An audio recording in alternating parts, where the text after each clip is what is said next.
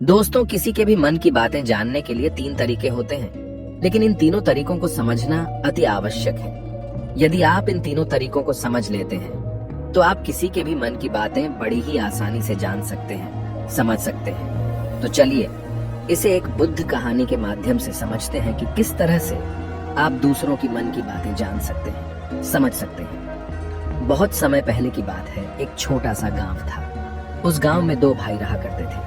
बड़ा भाई अंधा था, जिस कारण वो हमेशा घर पर ही बैठा रहता था, और छोटा भाई खेती किया करता था। लेकिन खेतों में अधिक जानवर आने से पूरी फसलें नष्ट हो जाती थी, जिस कारण छोटा भाई बहुत परेशान हो चुका था। तभी उसे एक तरकीब सूझी। एक दिन उसने सोचा, खेतों में से इन जानवर को भगाने के लिए क्यों ना मैं अपने बड़े भाई की मदद लूं। वैसे भी बड़े भैया अंधे हैं, अगर वह खेत में बैठे रहेंगे और जानवरों की आहट आने पर वो उन्हें जोर से चिल्लाकर भगा सकते हैं, जिससे हमारी फसलें बच सकती हैं। इसलिए उन्हें मैं खेत में बिठा देता हूँ। ये सब सोच विचार करने के बाद उसने अपने खेत में ही एक छोटी सी झोपड़ी तैयार की और अपने अंधे भाई को उस खेत में बिठा दिया और उनसे कहा, भैया, यदि कोई जानवर की आहट आपको सुनाई दे तो आप जोर जोर से चिल्लाना। ये सुनकर वो जानवर यहाँ से भाग जाएंगे और हमारी फसलें नष्ट होने से बच जाएंगी। बड़ा भाई अपने छोटे भाई की बात मान लेता है और वो उस दिन से खेत में ही रहना शुरू कर देता है। जब भी किसी जानवर की आहट उसे सुनाई देती तो वो तुरंत जोर जोर से चिल्लाना शुरू कर देता, जिससे वो जानवर उसके खेतों से भाग जाते। ऐसा करते करते कई दिन बीत चुके थे। तभी एक दिन उसके खेत में एक हिरण भागता हुआ आता है और वह खेत के बांध को तोड़कर वहां से भाग गया। लेकिन उसी हिरण का पीछा करते हुए एक राजा भी उस खेत में आ पहुंचा। तभी राजा की नजर उस अंधे भाई पर पड़ती है। राजा उस व्यक्ति से कहता है, देखो, मैं यहाँ पर एक जानवर का पीछा करते हुए आया हूँ। क्या तुमने उस जानवर को यहाँ पर देखा है? इस पर वो व्यक्ति कहता है, हे राजन, मैं तो अंधा हूँ, मैं भला किसी जानवर को कैसे देख सकता हूँ। लेकिन मैं आपको इतना जरूर बता सकता हूँ कि जो जानवर मेरे खेतों से होकर भागा है वो आपके लायक नहीं है। आप उसके पीछे अपना समय यूं ही व्यस्त कर रहे हैं। राजा उस अंधे व्यक्ति की बात सुनकर बड़ा अचरज में पड़ गया। वो ये सोचने लगा कि आखिर ये तो अंधा है, फिर इसे कैसे पता कि जिस हिरन को मैं तलाश रहा हूँ वह हिरन मेरे लायक है ही नहीं। ये अंधा व्यक्ति मुझे कैसे बता सकता है? तभी राजा उस अंधे व्यक्ति से कहता है, कहीं तुम मुझसे झूठ तो नहीं कह रहे? एक तरफ तुम ये कहते हो कि तुम अंधे हो और दूसरी तरफ तुम ये भी कह रहे हो कि जो जानवर यहाँ से भागा है वो मेरे लायक नहीं है। इस पर वो अंधा व्यक्ति कहता है, हे राजन, जिसे आप एक हिरण समझ रहे हैं, असल में वो एक हिरण नहीं है, बल्कि एक हिरणी है, और वो भी गर्भवती है। और जहां तक मुझे ज्ञान है, मैंने कभी किसी राजा को किसी गर्भवती हिरणी का शिकार करते हुए नहीं सुना है। और इसी कारण मैं आपसे ये कह रहा हूँ कि वो हिरणी आपके लायक नहीं है। आप उसके पीछे अपना समय व्यर्थ ना करें। यह सुनकर राजा और भी अचरज में पड़ गया। वो ये सोचने लगा कि आखिर ये अंधा आदमी ये कैसे जान सकता है कि वो हिरणी है और गर्भवती है। राजा कुछ देर सोच विचार करने के बाद अपने सेनापति से कहता है, सेनापति जी, मुझे वो जानवर जिंदा चाहिए, क्योंकि मुझे यह पता करना है क्या वह हिरणी है और क्या वह गर्भवती है। क्योंकि यह अंधा आदमी बहुत विश्वास के साथ कह रहा है और मुझे इस बात की पुष्टि करनी है। यदि वह हिरणी हुई और गर्भवती हुई तो वह हमारे शिकार के लायक नहीं है, क्योंकि हम तो एक हिरण का पीछा कर रहे थे। इसलिए जाओ और पता करो कि क्या वो हिरणी है। सेनापति राजा से आज्ञा लेकर आगे की ओर बढ़ चलता है और कुछ देर बाद जब वह वापस लौट कर आता है तो वह राजा को कहता है, हे राजन, इस अंधे आदमी ने जो भी बातें कही हैं वो बिल्कुल सही हैं। वो एक हिरणी ही है और वह गर्भवती भी है। यह सुनकर राजा आश्चर्यचकित रह गया। उसे समझ नहीं आ रहा था कि आखिर अंधा आदमी कैसे पता कर सकता है कि वह जानवर एक हिरणी है, और तो और वह गर्भवती है। भला एक अंधा आदमी यह कैसे देख सकता है, यह कैसे जान सकता है? आखिर इसे यह कैसे पता चला? ऐसे कई सारे प्रश्न अब राजा के मन में उमड़ने लगे। अब राजा ने यह ठान लिया था कि मुझे इस बात की तह तक पहुंचना ही है कि आखिर यह अंधा आदमी कैसे जानता है कि वह जानवर एक हिरणी है। ये सोचकर राजा उस अंधे आदमी के पास जाता है और उस अंधे आदमी से कहता है, देखो, मैं ये तो नहीं जानता कि तुम सचमुच अंधे हो या नहीं, लेकिन मैं तुमसे एक बात जानने आया हूँ। क्या तुम मेरे प्रश्न का सही सही जवाब दोगे?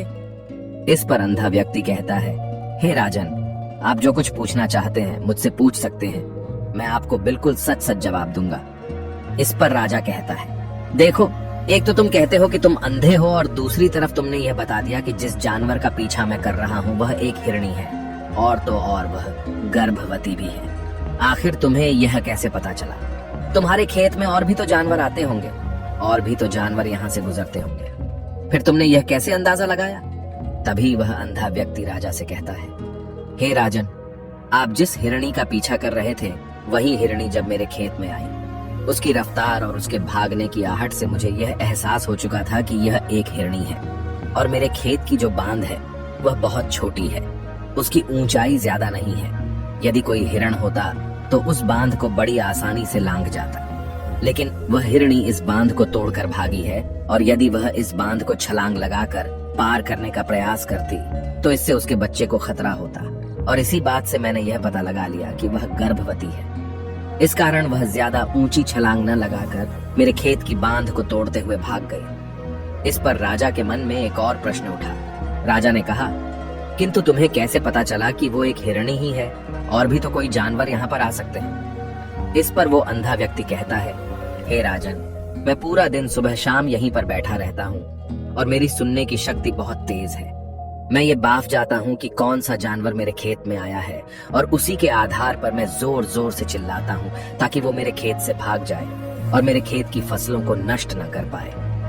राजा उस अंधे आदमी का ये जवाब सुनकर पूरी तरह से संतुष्ट हो चुका था। वो मन ही मन ये सोच रहा था कि आदमी भले ही अंधा हो, लेकिन ये तो बड़ा ज्ञानी मालूम पड़ता है। इस आदमी से कुछ न कुछ तो काम निकलवाना ही चाहिए। ये विचार लिए हुए राजा वहां से वापस अपने महल की ओर लौट जाता है। राजमहल पहुंचते ही राजा उस अंधे व्यक्ति से कहता है, आप तो बड़े ज्ञानी व्यक्ति हैं, आपको किसी भी बात का पता बड़ी आसानी से चल जाता है। आज मैंने आपको यहाँ पर इसलिए बुलाया है क्योंकि मैं आपसे ये जानना चाहता हूँ कि मेरी पत्नी पतिव्रता है या नहीं। इस पर वो अंधा व्यक्ति कहता है, हे राजन, ये कैसा प्रश्न हुआ? इस पर राजा कहता है, मैंने आपसे बिल्कुल उचित प्रश्न किया है, मुझे इस प्रश्न का उत्तर दीजिए। इस पर वो अंधा व्यक्ति कहता है, हे राजन, ये सारी बातें जाने दीजिए। आपकी शादी को इतने साल बीत चुके हैं और अब आप ये बात क्यों जानना चाहते हैं? आपके मन में ऐसे प्रश्न क्यों उठ रहे हैं? इस पर राजा जिद करते हुए कहता है, देखिए, आपको मुझे इस प्रश्न का उत्तर तो देना ही होगा। यदि आप मुझे इस प्रश्न का उत्तर नहीं देंगे तो मैं आपको मृत्युदंड दे दूंगा। राजा के मुख से यह बात सुनकर वो अंधा व्यक्ति कहता है, हे राजन, यदि आप इस प्रश्न का उत्तर चाहते हैं तो उसके लिए आपको मेरा एक काम करना होगा। राजा कहता है, बोलो, मुझे क्या काम करना होगा? इस पर व्यक्ति कहता है, इसके लिए आपकी पत्नी को मेरे साथ कमरे में अकेले छोड़ना होगा। उस अंधे व्यक्ति की यह बात सुनकर राजा पहले तो क्रोधित हो जाता है, लेकिन फिर कुछ सोच विचार करने के बाद वह उस व्यक्ति की बात मान लेता है और अपने सेनापति को आदेश देता है, सेनापति जी, इस व्यक्ति को और मेरी पत्नी को एक कमरे में कुछ देर के लिए अकेला छोड़ दे। सेनापति बिल्कुल वैसा ही करता है। अब राजा की पत्नी और अंधा आदमी एक कमरे में बंद हो चुके होते हैं। तभी वो अंधा आदमी राजा की पत्नी से कहता है, मुझे आपको छूना है। इस बात पर रानी अत्यधिक क्रोधित हो जाती है और उस अंधे आदमी को वो पकड़ पकड़ कर पीटने लगती है, कभी हाथों से तो कभी लातों से तो कभी पटक पटक कर। इस तरह से उन्होंने उस अंधे आदमी की खूब पिटाई की। उसके बाद किसी तरह से वह अंधा आदमी अपनी जान बचाकर वहां से भाग निकलता है और वह राजा के पास पहुंचता है और वह राजा से कहता है, हे राजन, आपकी पत्नी पतिव्रता नहीं है। ये बात सुनकर राजा अत्यधिक क्रोधित हो उठता है और राजा अपनी तलवार निकालकर सीधा अपनी पत्नी की ओर जाता है और क्रोधित होकर वह अपनी रानी से कहता है, रानी जी, आज मैं जो भी सवाल आपसे करने वाला हूँ उसका मुझे सच सच जवाब दीजिएगा, और यदि आपने एक शब्द भी झूठ कहा तो मैं आपका अभी के अभी सर धड़ से अलग कर दूंगा। तभी आगे वह राजा कहता है, मुझे बताइए, क्या आप पतिव्रता हैं या नहीं?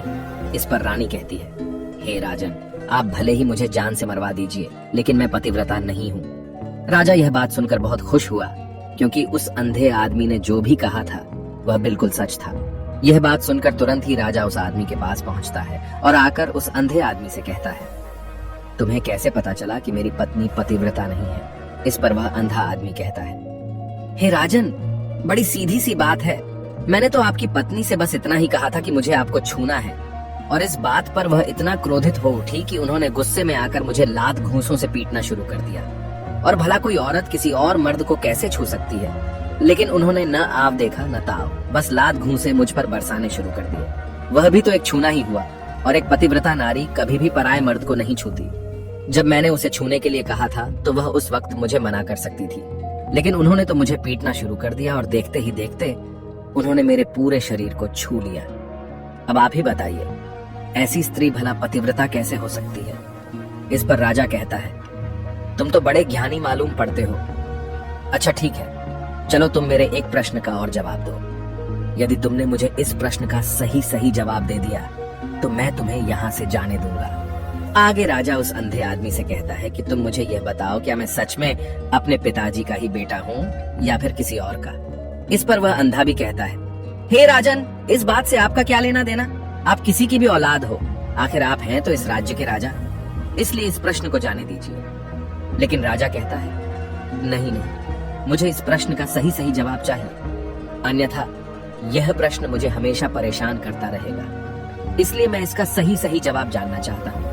यदि तुम इसका सही सही जवाब दे देते हो तो तुम यहाँ से जा सकते हो, मैं तुम्हें नहीं रोकूंगा। इस पर वह अंधा आदमी कहता है, हे राजन, इसके लिए तो मुझे आपके माँ के पास भी जाने की कोई आवश्यकता नहीं है। मैं आपको अभी अभी यह बता सकता हूँ कि आप किसकी औलाद हैं, लेकिन उससे पहले मैं चाहता हूँ कि आप मुझसे एक वादा करें कि आप मुझ पर क्रोध नहीं करेंगे। राजन ने कहा, मैं तुमसे वादा करता हूँ, मैं तुम पर क्रोध नहीं करूंगा। इसके बाद वह अंधा आदमी राजा से कहता है, हे राजा, आप है तो अपने ही पिता के पुत्र, लेकिन आप पर एक कंजूस सेठ की छाया पड़ी हुई है। ये सुन राजा बहुत क्रोधित हो उठा और वह तुरंत तलवार निकालकर अपनी माँ के पास जा पहुंचा।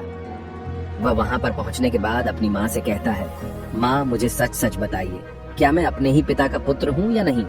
यदि आपने मुझे सही सही नहीं बताया तो वह यहीं पर अपने प्राण त्याग दूंगा। मुझे बताओ क्या सच है? इस पर उस राजा की माँ कहती है, बेटा, तू है तो अपने ही पिता का पुत्र, लेकिन तुम्हारे ऊपर एक कंजूस सेठ की छाया पड़ी हुई है। जब मैं एक बार नहाने के बाद अपना मुंह आईने में देख रही थी, तभी उस कांच के पीछे मुझे एक कंजूस सेठ नजर आता है और उसी की छाया तुम पर पड़ चुकी है। ये सुन राजा बहुत खुश हो जाता है और वह तुरंत दौड़ा दौड़ा वापस उस अंधे आदमी के पास पहुंचता है और उस अंधे आदमी से कहता है, तुम्हें यह कैसे पता चला कि मुझ पर एक कंजूस सेठ की छाया पड़ी हुई है? इस पर वह आदमी कहता है, हे राजन, आपने मुझसे कई सारे सवाल पूछे जिनका जवाब मैंने आपको सही सही दिया है। यदि कोई और राजा होता तो मुझे इसके बदले में ढेरों सारे इनाम मिल चुके होते, लेकिन अब तक आपने एक फूटी कौड़ी तक नहीं दी है। इस बात से ही मैंने अंदाजा लगा लिया था कि आप बहुत कंजूस हो। यह बात सुनकर राजा जोर जोर से हंसने लगा और कहता है कि आप जो भी मांगेंगे वह मैं आपको अवश्य दूंगा, लेकिन मुझे यह बताओ कि तुम्हें कैसे पता चल जाता है कि कौन सी बात सही है और कौन सी गलत? तुम किसी भी बात का इतना सटीक और सही जवाब कैसे दे पाते हो? इस पर वह अंधा आदमी कहता है, हे राजन, मैं तो वैसे ही अंधा हूँ। यदि मेरी आंखें होती तो मैं किसी की भी मन की बातें बड़ी सरलता से जान लेता। मन की एक भाषा होती है और यह भाषा मनुष्य के शरीर के व्यवहार के रूप में देखी जा सकती है। उसकी आंखों से, उसके होठों से, उसके काम करने के तरीके से, उसकी क्रियाओं से पता किया जा सकता है कि उसके मन में क्या चल रहा है। उसके आधार पर हम किसी के भी मन की बातें जान सकते हैं। लेकिन मैं तो अंधा हूँ, मैं देख नहीं सकता, इसलिए मैं क्रियाओं से देखता हूँ। यदि मुझे कोई बात जाननी हो तो अगले आदमी को कुछ काम देना पड़ता है, जिस पर वह व्यक्ति किस प्रकार काम करता है, किस तरीके से इस काम को करता है, उसके आधार पर ही मैं यह पता कर पाता हूँ कि उसके मन में क्या चल रहा है। तभी वह राजा कहता है, तो क्या इसका अर्थ यह हुआ कि मैं भी किसी के मन की बातें जान सकता हूँ? इस पर वह अंधा आदमी कहता है, हे राजन, अवश्य आप भी किसी भी व्यक्ति के मन की बात जान सकते हैं, किंतु उससे पहले आपको अपने ऊपर काम करना होगा, और वह काम है अपने मन को शांत करना, अपने मन को वर्तमान में लाना होगा, जिसके लिए मैं आज आपको 3 तरीके बताने वाला हूँ। और ये तीनों ही तरीके बड़े ही आसान और सरल हैं, किंतु हे राजन, उससे पहले आपको एक काम करना होगा, अपने मन को एकाग्र करना होगा। जब हम अपने मन को एकाग्र करते हैं, अपने मन को वर्तमान में लाते हैं, तो हम दूसरे के मन की बात जान सकते हैं, क्योंकि वह आदमी अभी भी अपने मन में वर्तमान में ही सोच रहा है, और हमें भी मन को वर्तमान में ही लाना होगा, तभी हम उसके मन की बातें जान सकते हैं। यदि हम अतीत में हुई घटनाओं के बारे में सोच रहे हैं तो वह जो अगला आदमी वर्तमान में सोच रहा है, वर्तमान में अपने मन में बात कर रहा है, वह हम कैसे जान पाएंगे? क्योंकि हम तो अतीत की घटनाओं में डूबे हुए हैं। इसलिए किसी के भी मन की बात जानने के लिए सबसे पहले हमें हमारे मन को एकाग्र करना होगा, उसे वर्तमान में लाना होगा।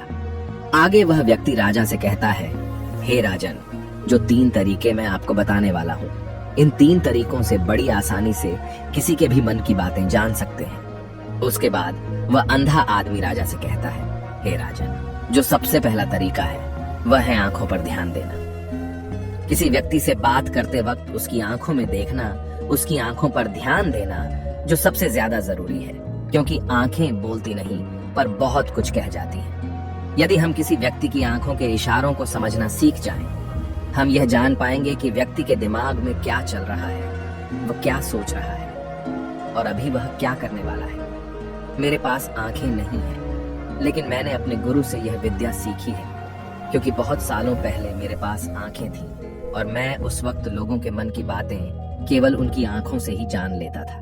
इसलिए यदि आप भी दूसरों की मन की बातें जानना चाहते हैं तो आपको भी उनकी आंखों पर गौर करना चाहिए, जैसे कि उनका आकार कैसा है, वह कब, कहां और किधर देख रहे हैं। यदि उसकी आंखें यहाँ वहां घूम रही हैं, जब आप उससे बातें कर रहे हैं तो वहां वह इधर उधर मोड़ रहा है, कभी ऊपर तो कभी नीचे या कभी आसपास, या फिर उसकी आंखें खुश नजर आ रही हैं या फिर आंखें निराश नजर आ रही हैं, जैसे कि चोर होता है। उसकी आंखों में जब हम देखते हैं तो हमें यह पता चलता है कि अगले आदमी ने कोई गलती की है। ठीक उसी प्रकार जब हम किसी चालाक व्यक्ति की आंखों में देखते हैं तो आपको पता चलेगा कि उसकी आंखों में एक भाषा होती है, एक बहुत ही सीधा और आसान तरीका होता है। यदि आपको यह पता लगाना है कि सामने वाला व्यक्ति आपसे झूठ कह रहा है या फिर सही, तो आपको उसकी आंखों पर ध्यान देना अति आवश्यक है। यदि आपसे बात करते वक्त वह व्यक्ति अपनी आंखें यहाँ वहां घुमा रहा है, ऊपर नीचे, इधर उधर, दाएं बाएं, हर जगह देख रहा है, तो इसका अर्थ यह हुआ कि वह उस बात से निकलने का कोई रास्ता ढूंढ रहा है, वह कोई झूठ बना रहा है। यदि सामने वाला व्यक्ति आपसे कुछ झूठ कहने का प्रयास कर रहा है तो वह आपसे नजर नहीं मिलाएगा। वह यहाँ वहां देखेगा, ऊपर नीचे देखेगा, लेकिन वह आपकी आंखों में आंखें डालकर कभी नहीं देख पाएगा, क्योंकि उसे डर है कि यदि उसने आपकी आंखों में आंखें डालकर देखी तो उसका झूठ पकड़ा जाएगा और लोगों को सच्चाई का पता चल जाएगा। और इसी प्रकार कुछ और भी भाषाएं होती हैं। जब आप किसी की आंखों में आंखें डालकर यह देखना शुरू कर देंगे कि उसके हाव भाव क्या है, ठीक उसी प्रकार चेहरे के हाव भाव होते हैं, जिससे हम मन की बातें बड़ी आसानी से समझ सकते हैं और इन्हें भी समझना बहुत जरूरी है। कभी कभी कोई व्यक्ति अपने चेहरे से जैसे आंख, होंठ और बहुत से कुछ अलग अलग व्यवहार करता है। यदि आप किसी व्यक्ति के चेहरे में गौर करेंगे तो आप आसानी से समझ पाएंगे कि वह व्यक्ति निराश है, जब व्यक्ति बहुत उदास है, या फिर वह बहुत खुश है, या फिर उसे कोई बहुत बड़ा दुख है। वह अपने अंदर क्या महसूस कर रहा है, ये सारी बातें हम उसके चेहरे के हाव भाव से पता कर सकते हैं। फिर चाहे इंसान जुबान से कुछ बोले या ना बोले, लेकिन आप उसके चेहरे से सब कुछ पता कर सकते हैं। आगे व्यक्ति राजा से तीसरा तरीका बताते हुए कहता है, हे राजन, इसी प्रकार तीसरी भाषा भी है, अर्थात तीसरा तरीका भी है, और वह है हाथों के इशारे और शरीर का व्यवहार। मन की बात समझने के लिए हमें हाथ के इशारे और शरीर के व्यवहार को समझना बहुत आवश्यक है। कोई व्यक्ति जब बात करता है तो आपने देखा होगा कि वो अपने हाथों को हिलाता रहता है, अपने हाथों से इशारा करता रहता है। बातों के साथ साथ अपना शरीर का जो व्यवहार है, अर्थात बॉडी लैंग्वेज, उसका भी पूरा उपयोग करता है, जिससे हमें यह पता चल पाता है कि वह व्यक्ति हमारी बातों पर कितना ध्यान दे रहा है और उसके मन में क्या चल रहा है।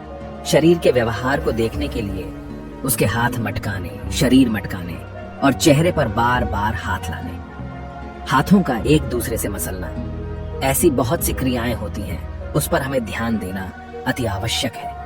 मन की बात को समझने के लिए हमें शरीर के व्यवहार को भी समझना पड़ता है।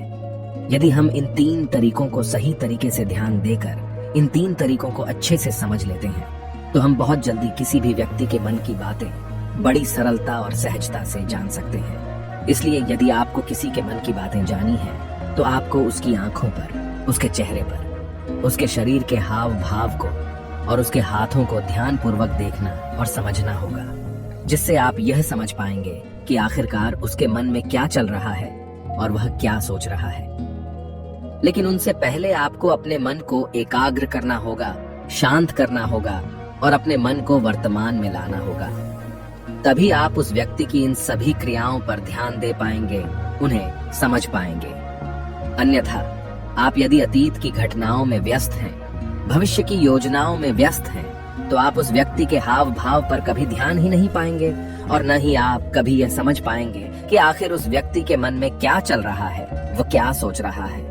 आपने देखा होगा कि ऐसे कई बड़े संत महात्मा हैं जो बड़ी ही शांति से आपको देखते हैं और आपको देखकर ही ये बता देते हैं कि आपके मन में क्या चल रहा है, आप उनसे क्या जानने आए हैं। और इसका सबसे बड़ा प्रमुख कारण यही है कि वह आपको पढ़ सकते हैं, आपको समझ सकते हैं, आपकी मन की बातें जान सकते हैं, क्योंकि उनका मन एकाग्र है, शांत है। और यही कारण है कि वह आपके मन की बातें बड़ी सरलता से समझ जाते हैं।